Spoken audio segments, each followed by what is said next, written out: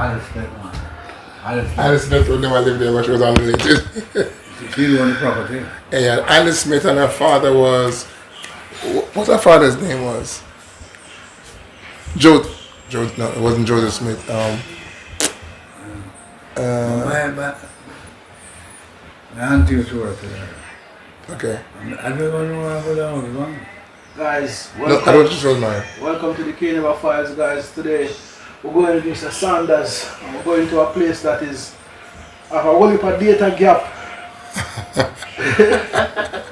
And today we're going to fill it with Mr. Saunders. So Saunders, what are you doing, sir? Welcome, sir. Yes, sir. I hope we can help you with the gaps. Yeah. We have gaps. We have different gaps in town. We have Galloway Gap. We have different gaps. Those are places near Bloxboro. Yeah. Like, we know, the most confusing thing that stand out to me about Bloxboro is that Bloxboro is called Dallas Division in the electorate, and Dallas is called Kentai Division because of some division. So it's like a on one side, that is to Allowed. Allowed side? Yeah. And Allowed side is falling over into the Dallas division. So you find, say, when voting time, some from Rosie Valley have to come. And even from Dallas here, I thought the other day, that's where some of them came and went for them. You find them where them was. Yeah. So that is the electoral block for the not the MP but for the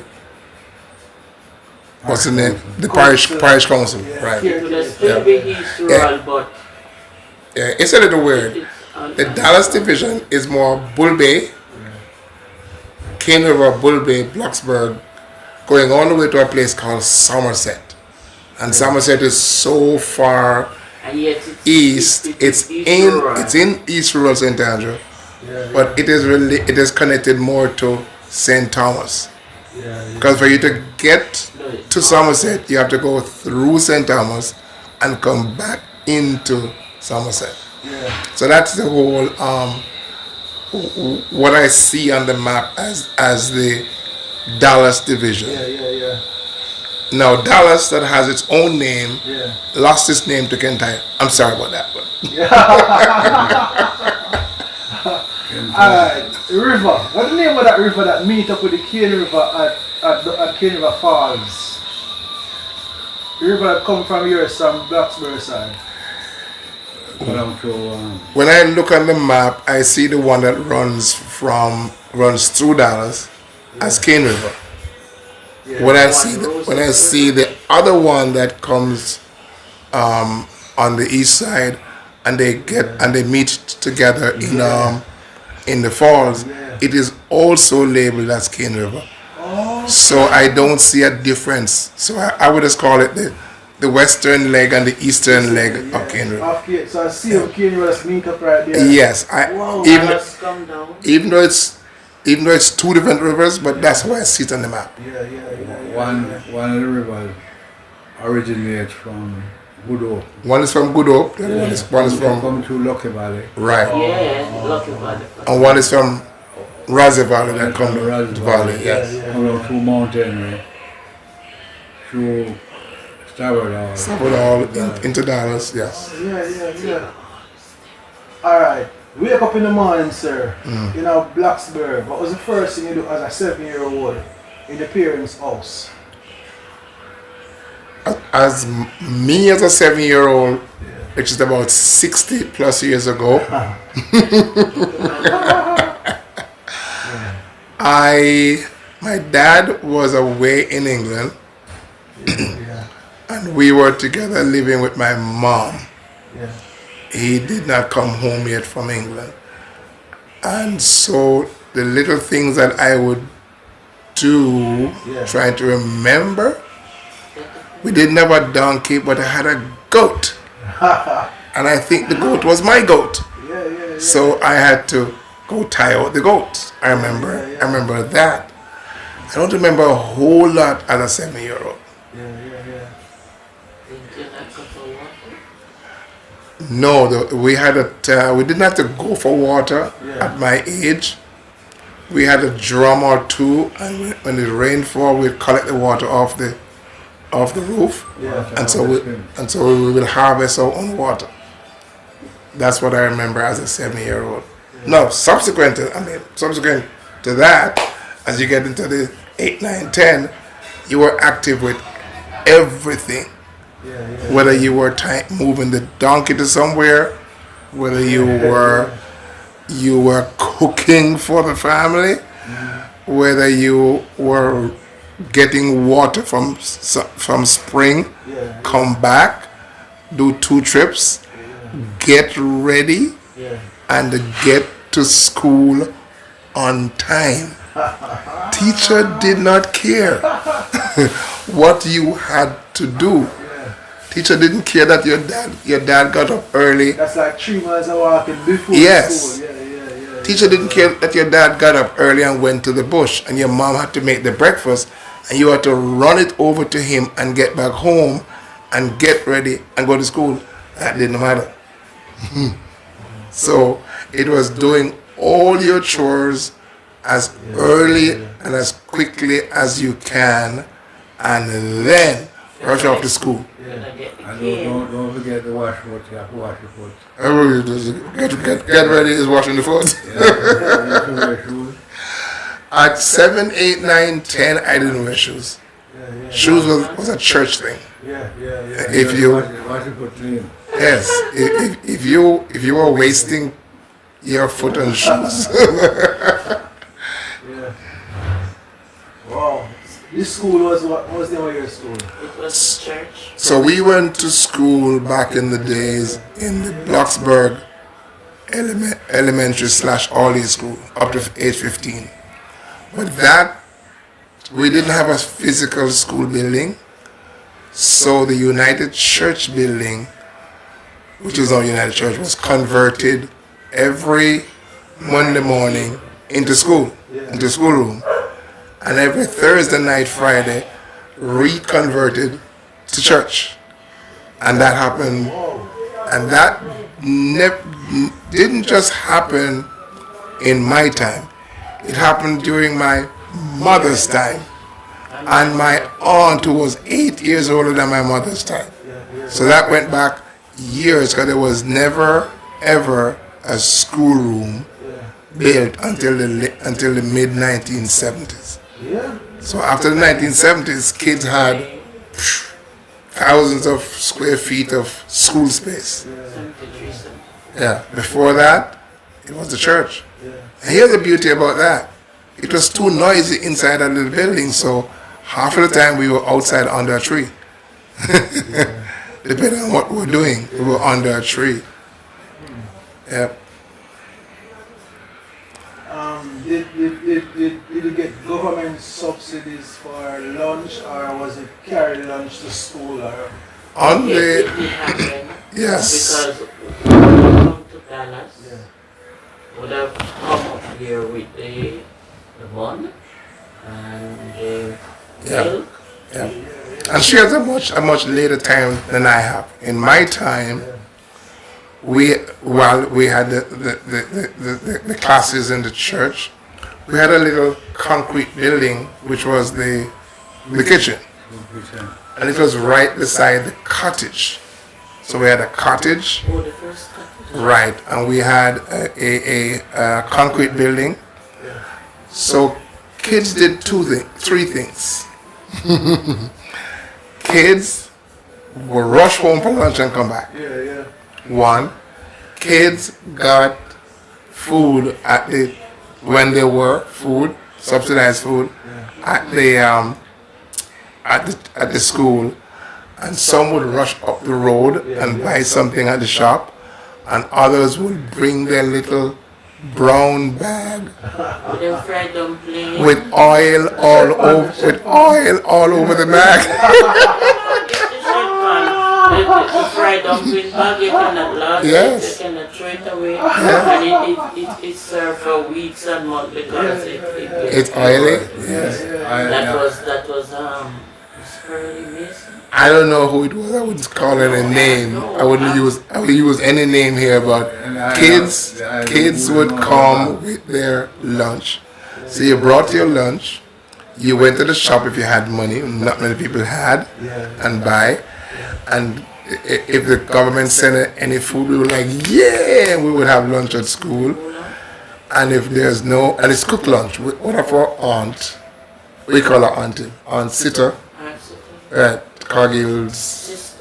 She was the person who did the cooking, and we were happy when it's a cook day because we didn't have to go home.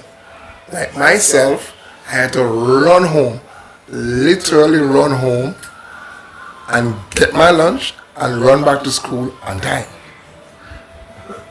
Because my mother didn't give us any money for lunch, and it wasn't just us. We had other men. Because I don't eat the burger. Yeah.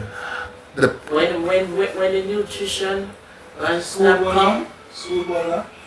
Yeah, I do. Yeah. In our time, I can tell you in our time, it was just flour, meal, bulgur, what's the name of the other thing? School milk powder, and some canned stuff.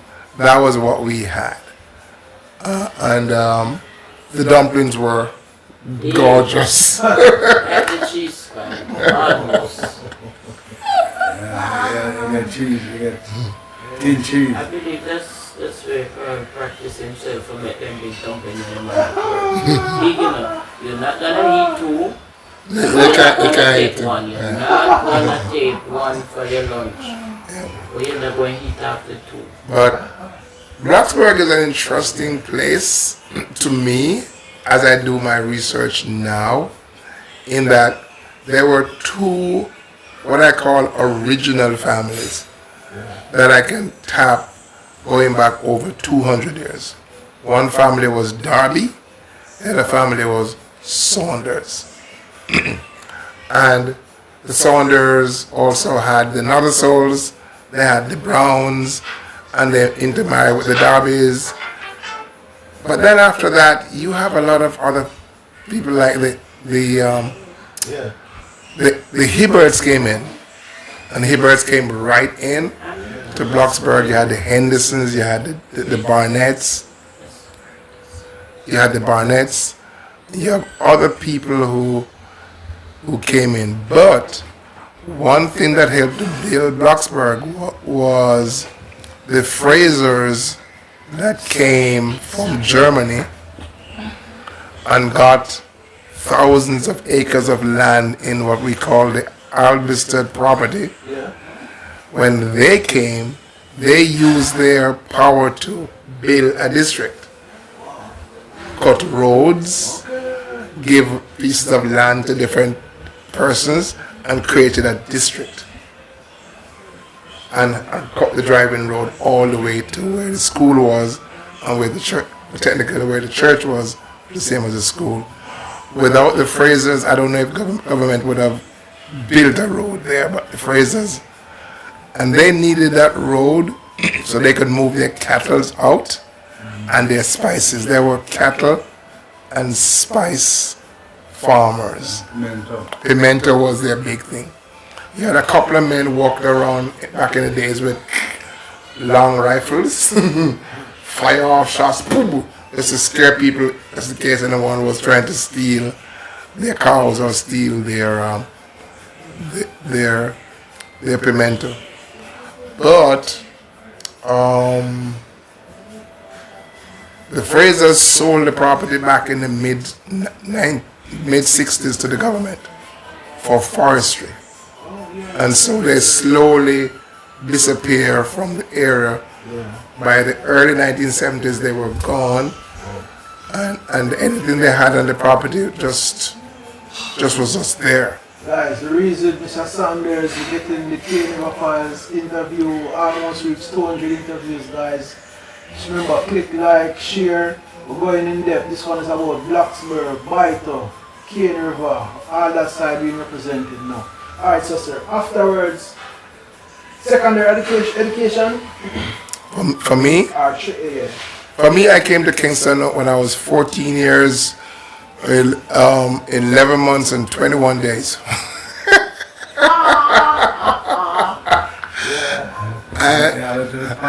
And I started working the same week I landed, and I worked with my grand uncle who is a Kellyman, also from Bloxboro. And that Kellyman is Shine Michael's father, nephew. Right. So I started working with him. I started learning to do jewelry, watchmaking, clockmaking, and I spent 10 years doing that. Where you used to be in town? I was at 118 Orange Street. That's where I spent about 2 or 3 years, and I moved on to different stores in Kingston, including Swiss stores at Harbour Street and Church Street. I spent a number of years there, and after I left, I changed profession. And I went into the financial services area, and which I'm still is today. During that time, I spent a number of years doing studies at the Kingston Technical High School. I did the evening program, the day release program, and that's where I got most of my other education after what I call the primary all-age school. How about us filling a gap and the information regarding the Windrush guys who departed and the guys in the 7 flights per day from Michael Mann time? Don't know much about that, but when I was growing up, just before... Because there was like a mass exodus of persons that getting to understand slowly. Those 2 times, like half the population left during Windrush and another half again leave after the 80s rumble. Yes, Yeah. okay. So what I know, like in our area, and from a little bit of history, is that World War II finished in the mid-1940s.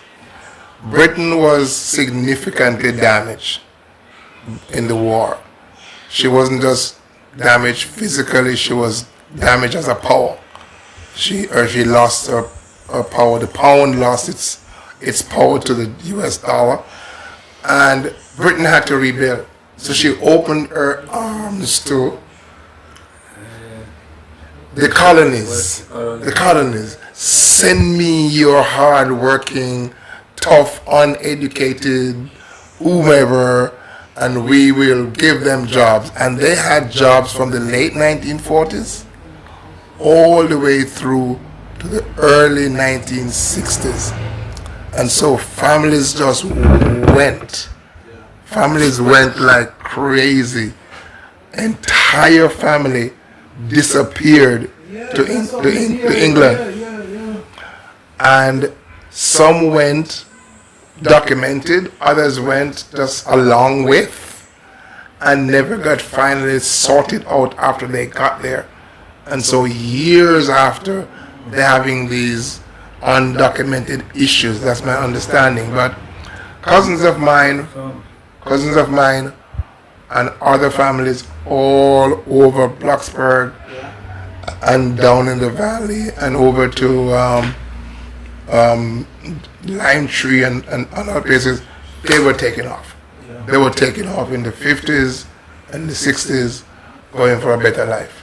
You taking a break from Kingston to visit Bloxboro on a weekend. What were some of the gradual changes you noticed in the community?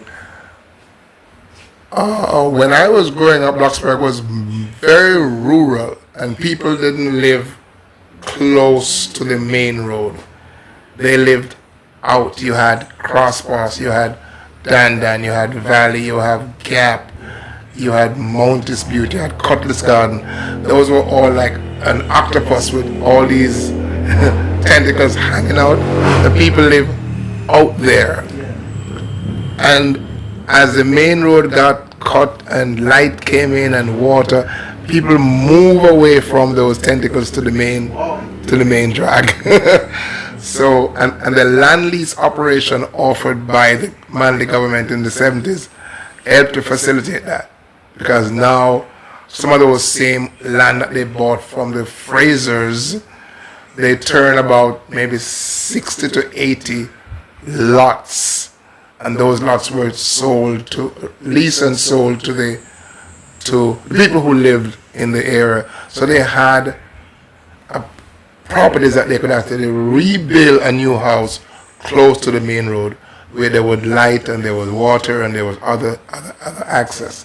The pull towards developed countries. What was the major pull that, I mean, you were skilled and it's a demand skill, but at what age and how did you make a step towards? At 30 years old, I decided to migrate, 30, 31, 32.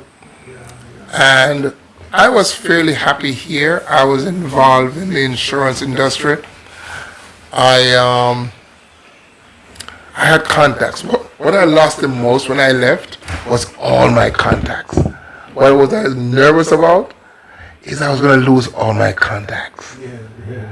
You know, I could tell you where to. I could tell you where to get everything, including buying a gun. Sorry, I didn't know about that, but I knew. In Kingston, I could tell you every street, every corner, every links, every connection. So by 30, 32, I was like, I'm gonna give up all of this, and I literally had not a nervous breakdown, but I had a stomach breakdown. I had a diarrhea. And I went to Dr. What's his name now? Anyway, he was at Andrews Hospital. He was there. I saw him up there about 4 years ago. And I went to him and told him I had this belly. He checked me out and then he looked at me and says, "What's new in your life?" And I told him, I am planning to migrate soon. He says, "Come on, you're gonna be fine. You're young enough. Look at your age. You'll have time to recover." And he encouraged me. And I left his office. And by the time I get home, that diarrhea was gone. I no longer had the stomach feeling. It just disappeared. The fear I had in leaving. I never traveled before at that time. I traveled a few times. I had a multiple indefinite visa, so I was traveling back and forth. So I knew what was there. I could find my way around. I wasn't going to be lost. But that's the feeling I had. The commitment to leave was one I had to, and he helped me to make that transition by saying to me, "You will be okay. You're going to be fine. You're young enough. You can start off and make it." Dr. Stern, his name was Dr. Stern. Dr. Stern at Andrews Hospital. He gave me that confidence to step out and go get it. Many people step out from here, no matter whether it was Windrush, 80s eruption, who faced some initial culture clashes. What was yours on entering the United States? I didn't have one. I can tell you up to today, I live in the same neighborhood. Since I went. And I can tell you why I think I didn't have that. I played badminton competitively. I played badminton in Constant Spring. I played badminton during the 70s and early 80s, mid 80s, with people who look like the people I eventually live around. When I migrated, the people who play badminton were what do you call them? They looked like white folks. They drove cars while I took a bus back to Halfway Tree and go home. They lived in Cherry Gardens. They live in Jacksonville. They live above Halfway Tree, right? So because I played with them, I interact with them over a number of years. When I went to the USA and saw the same looking people, it was nothing to me. Because that is one thing I noticed about not to cut you. One thing I was about the character. The character is like steel. Yeah, you have the same character on everybody. You have the same person on everybody. All the while you just Mr. Saunders all day, every day. Yeah. So I didn't have a feeling, and I, you know, even though I live in Miami where they speak Latin more than half of the time, guess what? I live right among them, and I live and I feel comfortable with them. I have as many Haitian clients as I have Jamaican clients. I have a few Latin clients. This is insurance now? It's in the same field, financial services field.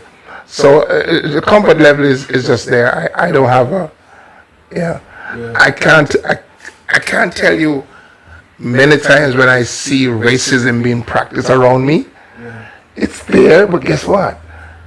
That's not something that I'm going to even spend any attention to. I am above that part.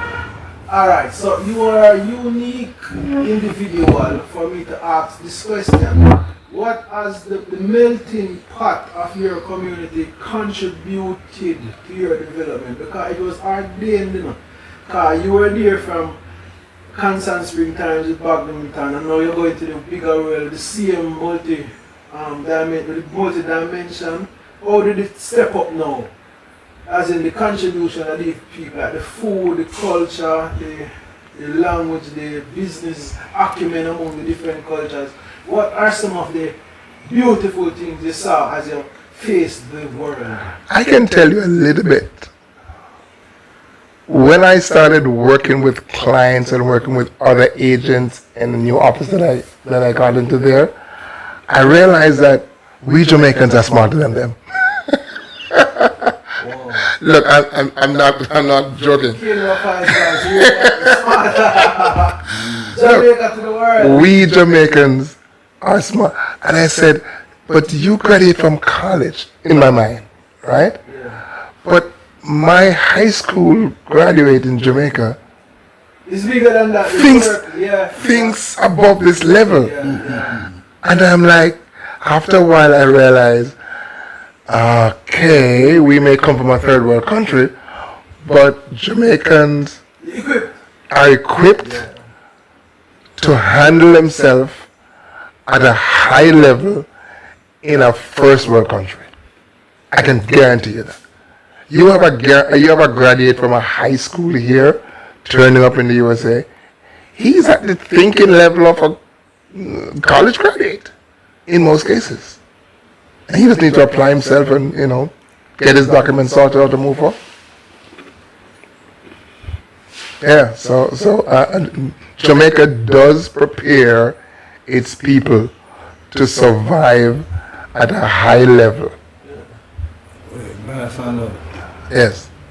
You going to stay with us tonight? No, I'm heading out soon. I'm heading out in half an hour. Yes, but yeah. You're not prepared for it. No, you mentioned about the people who moved away in the 1980s. No, 1970s. Yeah, between mid 70s and early 80s, a number of persons went away. Even a boss that I had in one of the jewelry stores, he went away. I don't think he sold his business, but he went away. I think he sold his house. But he came back in 82. He came back when things settled. A few people came back when things settled down. And it's one thing as I look at it, I see fear drove a lot of people to do stupid things. I still wonder today why the Arabs did not leave. Wow. Wow, I see that observation. Yeah. Why the Lebanese and who we call the Syrians did not leave. The Chinese left. The Chinese left. But why that particular group? A lot of the Indians didn't have many, but they didn't leave either. How do you see it? What did they see? What did you see that they saw? Maybe they were more experienced at handling significant changes, yes, at handling big changes.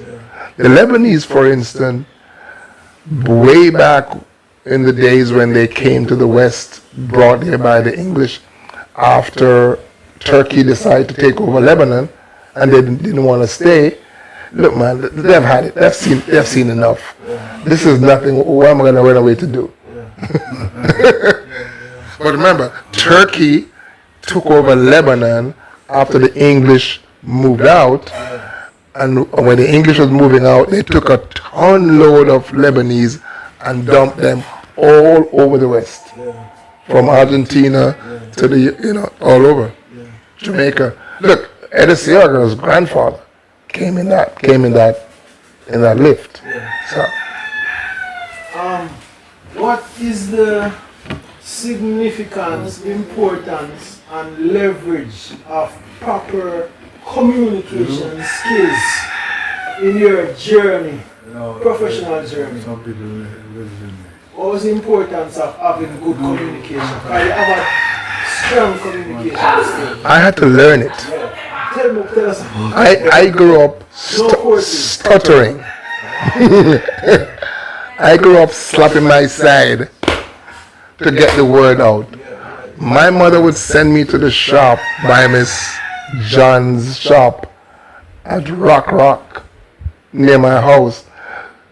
And when I get there, the men playing domino would stop because they wanted to laugh at me when I had to slap my side to tell her what I wanted. I remember that as a 10, 11, 12-year-old. And when I came to Kingston and I stuttered, my Aunt Daisy, who would be about 96 now, Aunt Daisy said to me, count your words. Say it slowly. And guess what? In the bathroom, I'm showering, I'm counting my words. And after a few years, this stuttering went away. So I know that somewhere along the line, communication, you have to work on it. So I don't have any, while I go to different classes to talk about communication, but you know what? You just have to work on it all your life. And I think that's what I did. Wow. Yeah, because, I mean, you, as I said before, I say it again, your character and communication style is still like every circle, you fit in with every circle, and that's a thing of a standout. So that's why we really want to get some information on that still. So alright, so in terms of communities like Rock and Cutlass Garden, where's they headed right now?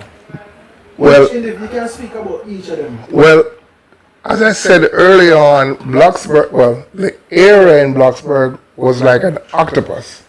There was 1, 2, 3, 4, 5, 6, 7, 8, about 8 tentacles that went out and people lived there. And over the years, they slowly drift to the middle.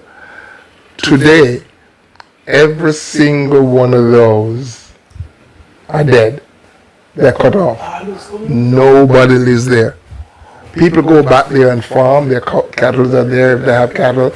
And they go back and do things. They may plant coffee there, but nobody lives there. So all those communities, or smaller communities that make up the bigger community, has dried up. We had over 100 kids, 100 kids in the Bloxboro school. Today we're down to 3. School is closed. We had 300 to 600 persons living in the greater area. Today it's less than 80. So that's what we have. What are the plans, incentives, grants hopes of the Bloxboro diaspora for the year? My hope is that I am 70-year-old this year, and I will hope to live till about 100, and I am hoping that Bloxboro will survive during my lifetime. Survive, survive. Wow. Water, internet, telephone up there. No, we have light, we have power, GPS. The road is as bad as any road can be. We have lost. We had a road back in the 70s that I could leave my house up there and I could slide off the hill 6-7 miles in about 15 minutes. I could get to Bull Bay in 15 minutes. How far is it from Bull Bay? It's 9 miles. Okay. And Dallas is also 7 or Dallas is 7 miles from Papi? Right. Yeah. But you know, when they just did the road, built that road, and everything was nice and clean and no potholes, I would slide off that roads. Plus I was young, I could see everything. I took all those 15 minutes I was at Bull Bay. Yeah.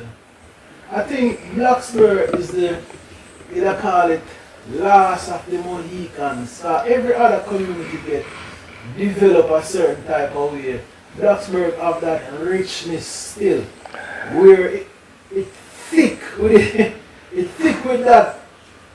that thing, that sap, that sustenance. Bloxboro has it. We have And parts of Crosspass. we have the most beautiful scene in all of East Rural St. Andrew. You can stand in Bloxburg and see St. Catherine and Blue Mountain Peak. I could be looking at St. Catherine and I curl this way, the airport. I keep curling this way, the Port Royal Airport. I look over at the sea above Harbour View, Norma Manley. And I could curl my way, I could see Yallas in St. Thomas. I could see Cedar Valley in St. Thomas. And I could see all the way back to Blue Mountain Peak. From one single spot. From one single spot. There's nowhere else in East Rural St. Andrew that you could possibly humanly do that. Yep. So, what am I hoping for Bloxburg apart from surviving in the next 30 years? I'd love to see an effort being made to turn it into something very special. I'd love to see the business community, the political community look at it as, come on, man, this could be turned into some, yes. Institute there where they can come and learn. Yeah, From somewhere else can come there. and even to study like Bellevue or Flamstead, the Bellevue premises at the University of West Indies. Right. They go up there and they study. And they study, yeah. Yeah. We have a building there, an old school building that is not currently being used. It's now a community center. The school? The school. The school building, community center. And the community center and the school in the same place? Yes. Since the school has closed, we have converted it into the community center. We rehab it. Make sure. Who is we? Bloxboro. The Bloxburg citizens did most of the work. In that all of the work, and the diaspora, past resident of Bloxburg, made financial contribution to like material and stuff like that to rehab the water harvesting and make sure the sanitation was right. All the bathrooms work, both male and female. And you guys are on the ground? Right, we're on the ground. Paint the building, put on new doors, locks, everything. How many members strong is the Bloxboro Diaspora Association? We have about 68 to 70 on the list. I don't think constitutionally has a strong presence in Canada. And I don't think they have 80 people. Yeah. Guys, you can comment in the box and correct me. Yeah, we have about 68 to 70 in what we call the Bloxburg past residents group, Yeah. and that covers persons from the UK, Canada, the USA, and Jamaica, because there's people who have not been to Bloxboro before, but they were from Bloxboro. So active, every group has a list, and people have those who are active. We have a fairly active group. If you reach out now and sincerely say to the group, we have this special need, I think we'll have a significant amount of those persons making a contribution.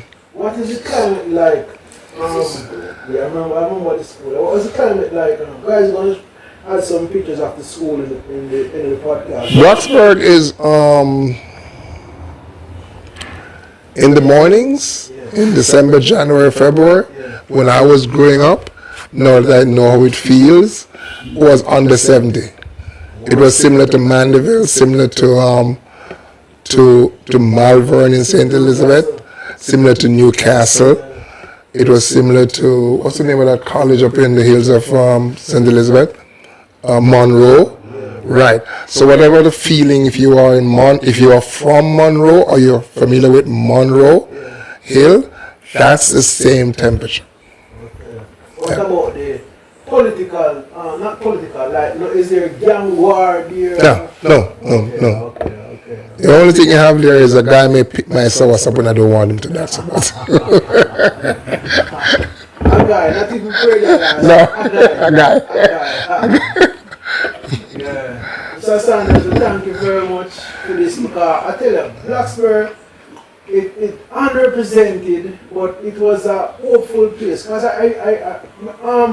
it was 1995 around that time where huge, big Chinese investment was taking place there, right? We had a Chinese man that went in and bought a property and started something, and that fell apart.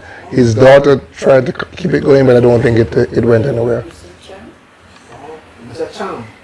Yeah. Okay. They were coming back from the other day. Yeah. They start coming back. Isn't his daughter the same one who works at the art school? Yes. She's also the daughter of the person who started the investment there. Is a professor at the Manley Art School, and she was hoping that she'd be able to get a little bit of connection with Bloxburg, bring her students there, spend some time with them, a month or so. That started, but it fizzled away after a while. I know that you have two, I know we do Seventh Adventists, but in the Rastafarian community, I know two Eberts came out of there strong. Junior Delgado Ebert, Jokes, and a man named Father. Yeah, I heard about those two gentlemen. Looks like Labor. From Plant Walk. Yeah, he died in England. Yeah. That's him. Yeah.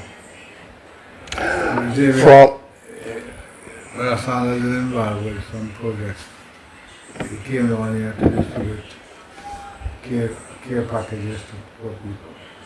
In Melissa area or in Melissa area, yeah. From Bloxburg though, yeah, we have an athlete, an Olympic athlete. Olympic? Athlete. Yeah. Is it a long jumper? Lewis, I think her name is. Is she Lewis? You guys very supportive, man. I really like that. We have a long jumper Yeah. They're out from those. in the Olympics, yeah. Wow. So, okay. Tell us about two things. Hold on. Two things. We'll soon finish up. Two Yeah. things. The prospect plans for the development of that area of the general Cane River area, Bloxboro, and the other one. Go that one first, and then we'll go to that one. Go to that thing. What is the prospect of development like? You turn the school into a community center, and by the look at that picture, there was a huge turnout for 80 people there. That means more people were from foreign. Yes, we had over 200. We had over 200 persons there in the, and it happened 2 years. We had a get together, which is bringing the community together, with 200 persons the first year. 2 years after that, we had another one. Again, we brought in over 200 persons come together. So what we think and we believe, and that's just our gig here, that bringing people together will generate enough energy to keep people together and keep the community together. When we are 700 to 2,000 miles away, when we leave and we go back, we would like to see leadership who can pick up and move things along and communicate their needs, and so we can help them to fulfill those needs as long as the intent is lifting and growing the community.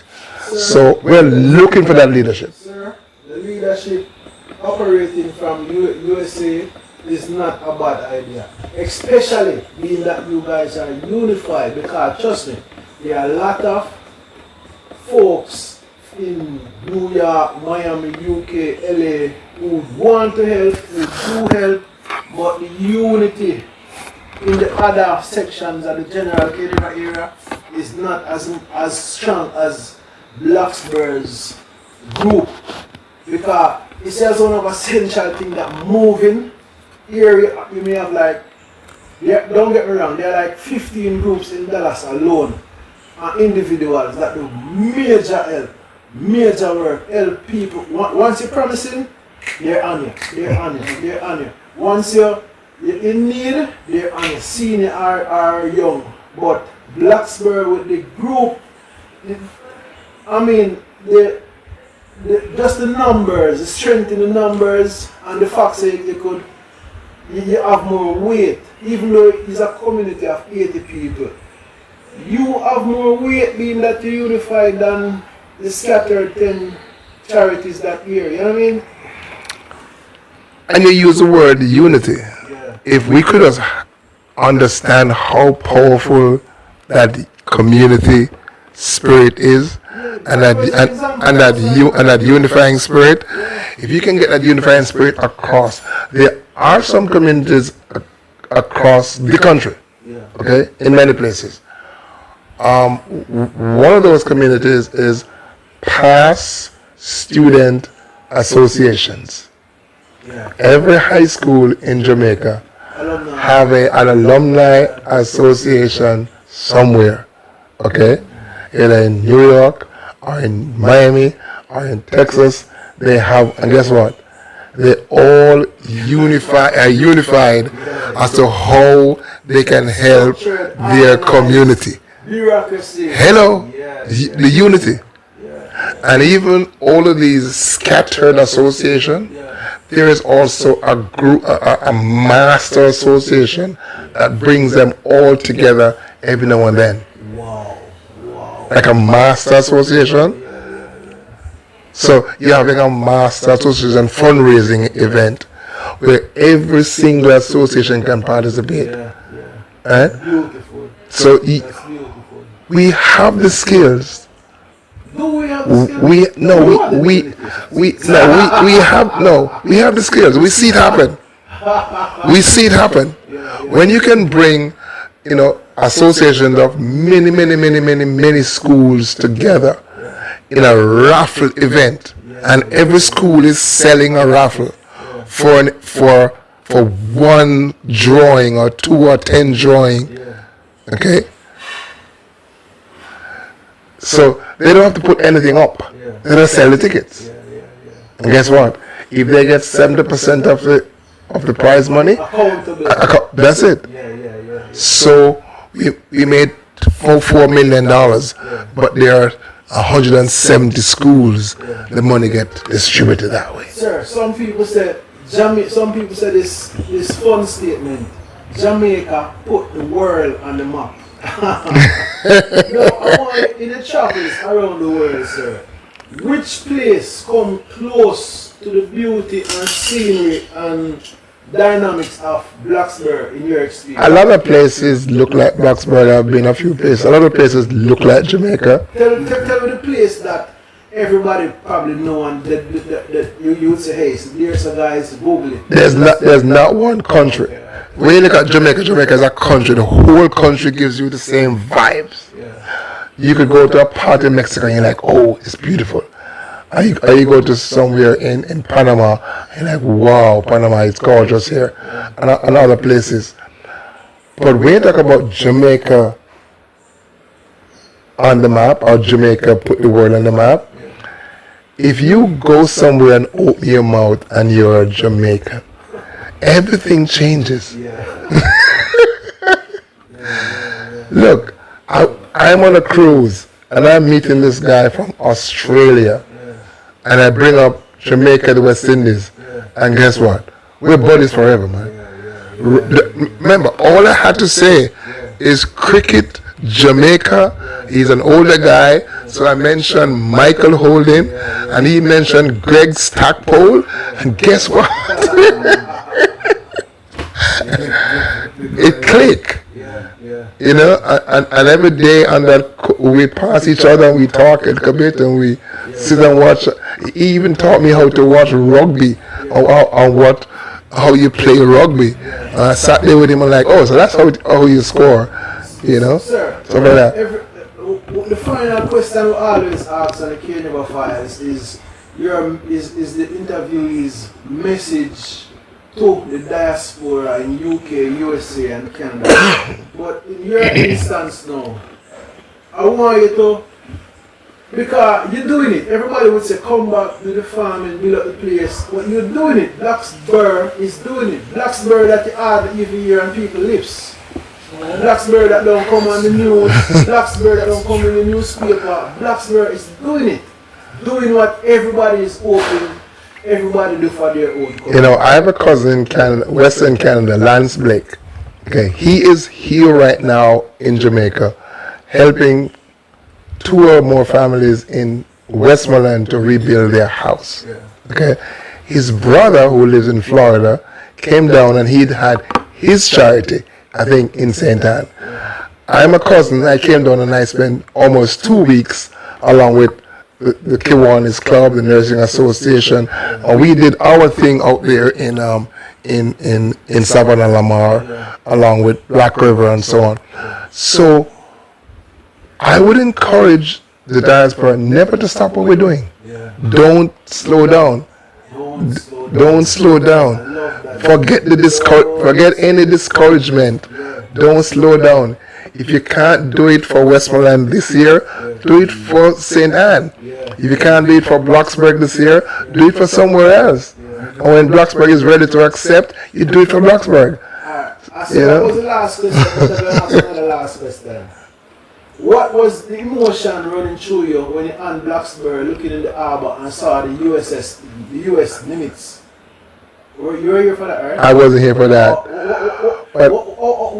What is the diaspora saying about this? I don't have any comment on that. I don't know much, but I was around many years ago when there was always a ship in the harbor. There's always a time when a little R&R, they come in, they do the R&R, they walk around, get back on the ship and they leave. And many countries have the Navy pull up and just do an R&R, you know. I'm not conspiratorial here as to what is happening, but yeah.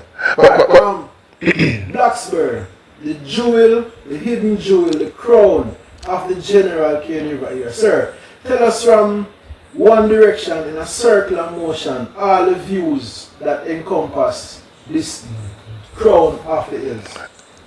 Just to let you know that you can stand one place in Bloxburg on a clear day and see St. What's the name of that place? Let's say we were at, what would that be? Moripon. New Road. No, let's say Moripon. If you're at New Road, you will see all the 11 miles. Yeah, but if I'm at Moripon, which is the closest point, a little way off, maybe a couple of 100 feet from the square, You will be seeing I could see airport. everything from St. Catherine Yeah. all the way back to Blue Mountain Peak. And you seen St. Thomas and Portland side also? I can only see St. Thomas, but not. Somerset side? I can see the Somerset side. I can see Agnes Gap. I can see Nest Castle. I can see Cedar Valley. I can see the mountains right overlooking Lloyd's, which is just a little bit off the. Kingston and I cannot see Council Spring from there. But you seen the airport? I can see the airport. However, if I hike about half an hour from that spot Yeah. to a new spot in Bloxboro called Mount Dispute, then I can see everything from Jamaica College straight out to St. Catherine. Beautiful, beautiful, beautiful. So it again, the beauty of what Bloxburg offers, Yeah.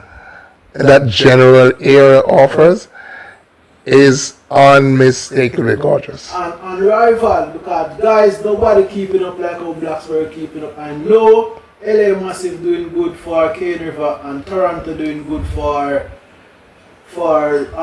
Constitution Hill, but the pictures I'm seeing, guys, it's fantastic. Guys, come on, we need to catch up. And as Mr. Saunders said, do not slow down. Nope. Do not slow down. Guys, we leave here for this week. Peace out. All right, man. Yes, sir. Okay. I'll give it a sound now. Yeah. I mean, even if I kick you in the nuts.